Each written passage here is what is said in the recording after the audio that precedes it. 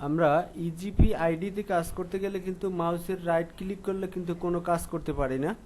তা আমি এখানে দেখাই যে আমি একটা টেন্ডার ইজিপি আইডিতে লগ ইন করলাম। লগ ইন করার পরে এখানে দেখতে পাচ্ছেন এই যে ড্যাশবোর্ড, আমরা এখানে রাইট বাটনে ক্লিক করলাম।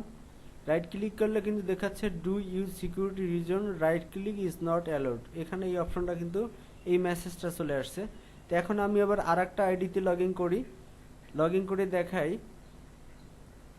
এই যে দেখতে পাচ্ছেন আমি কিন্তু আর একটা আইডিতে ঢুকলাম। এখানে ঢোকার পরে এখানে কিন্তু আমি এই রাইট বাটনে ক্লিক করি।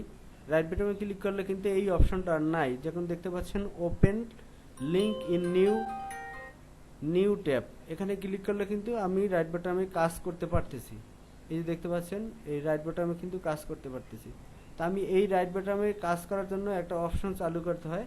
সেই অপশনটা কিভাবে চালু করলাম সেটাই আজকে আমি দেখাবো আপনাদের। তো চলুন শুরু করা যাক। শুরু করার আগে বলে নেই, যারা আমার চ্যানেলে নতুন তারা আমার চ্যানেলটি সাবস্ক্রাইব করে সাথে থাকুন, যাতে ইজিপি রিলেটেড টিউটোরিয়াল আপলোড হওয়ার সাথে সাথে আপনারা নোটিফিকেশন পেয়ে যান। তো চলুন শুরু করা যাক।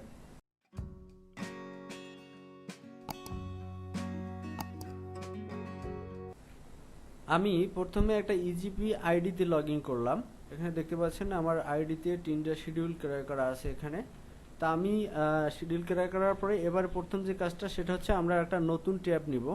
এখানে দেখতে পাচ্ছেন ইজিপি আইডি লগ ইন করার পরে নতুন একটা ট্যাব নিলাম। ট্যাব নেওয়ার পরে আমরা যে ডান করে দেখতে পাচ্ছি 3 ডট লাইন, এখানে যে 3 ডট মেনু আছে এই যে উপরে দেখতে পাচ্ছেন, এই 3 ডট লাইনে আমরা ক্লিক করলাম। ক্লিক করার পরে দেখবেন এখানে মোর টুলস, আমি এখানে মোর টুলসে ক্লিক করলাম। ক্লিক করার পরে মোর টুলসের আওতায় এখানে একটা দেখতে পাচ্ছেন এক্সটেনশনস, আমি এখানে এই এক্সটেনশনসে ক্লিক করলাম। ক্লিক করার পরে এখানে দেখতে পাচ্ছেন উপরে 3 ডট লাইন, আমরা এই 3 ডট লাইনে ক্লিক করলাম। ক্লিক করার পরে নিচে দেখবেন যে ওপেন ক্রোম ওয়েব স্টোর, আমরা এই ওপেন ক্রোম ওয়েব স্টোরে ক্লিক করলাম। ক্লিক করার পরে এখানে একটা সার্চ অপশন দেখবেন, এখানে একটা সার্চ অপশন আছে এক্সটেনশনের উপরে। তাই আমি এখানে লিখলাম অ্যাবসলিউট রাইট ক্লিকার।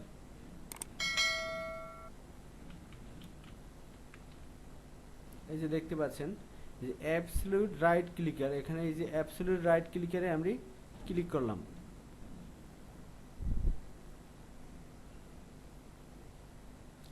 ক্লিক করার পরে এখানে দেখতে পাচ্ছেন অ্যাবসলিউট নামে যে এই absolute enable right click and copy, এই অপশনটা, এই যে উপরের অপশনটা, এই অপশনটাতে আমরা ক্লিক করলাম। ক্লিক করার পরে এখানে দেখতে পাচ্ছেন অ্যাড টু ক্রোম, আমি এখানে এই অ্যাড টু ক্রোমে ক্লিক করলাম। এবারে অ্যাড টু এক্সটেনশন এখানে ক্লিক করলাম। এখানে চেকিং হচ্ছে। তা আমার এটা এখানে ডাউনলোড হয়ে গেছে, আমার একটা সেট হয়ে গেছে। তো আমরা সেট হয়ে যাবে, এখানে পিন করে নেব, টাক্সটা পিন, এখানে ক্লিক করলাম। ক্লিক করার পরে এই যে এই লোগোটা দেখবেন, এখানে সেট হলে কিন্তু এই লোগোটা আসবে। এইটা ক্লিক করার পরে এখানে যে absolute enable right click and copy, এখানে এই যে পিন টু টাস্ক বার, আমরা এখানে ক্লিক করলাম, এই পিনে ক্লিক করলাম। দেখতে পাচ্ছেন পিনে ক্লিক করার পরে কিন্তু এই যে তীরের মতো যে মার্ক চিহ্নটা এখানে কিন্তু চলে আসছে। তো এখন আমরা এই যে এখন যাব, আমরা যে ইজিপি আইডিতে লগ ইন করছিলাম সেখানে যাব। সেখানে গিয়ে এই যে ট্যাবে থাকা অবস্থায় আমরা কিন্তু এখানে যে টিক মার্কটা দেওয়া আছে এই টিক মার্কটা ক্লিক করব। ক্লিক করার পরে এনাবল টু কপি, আমি এখানে এই যে এনাবল টু কপিতে ক্লিক করে এই টিক মার্ক চলে আসলো। এখানে কিন্তু এইটা করতে হবে। তো করার পরে আমরা কি করব, এখন আমরা কিন্তু রাইট ক্লিক করলে কিন্তু অপশন আসতো, কিন্তু এখন কিন্তু এই যে open to like to new tab, এই অপশনটা কিন্তু চলে আসছে, এই দেখতে পাচ্ছেন। আবার আমরা যদি এখানে মাউসের কন্ট্রোল চেপে ধরে কিন্তু ড্যাশবোর্ডে ক্লিক করি তাহলে কিন্তু এই যে নতুন ট্যাবগুলো চলে আসছে।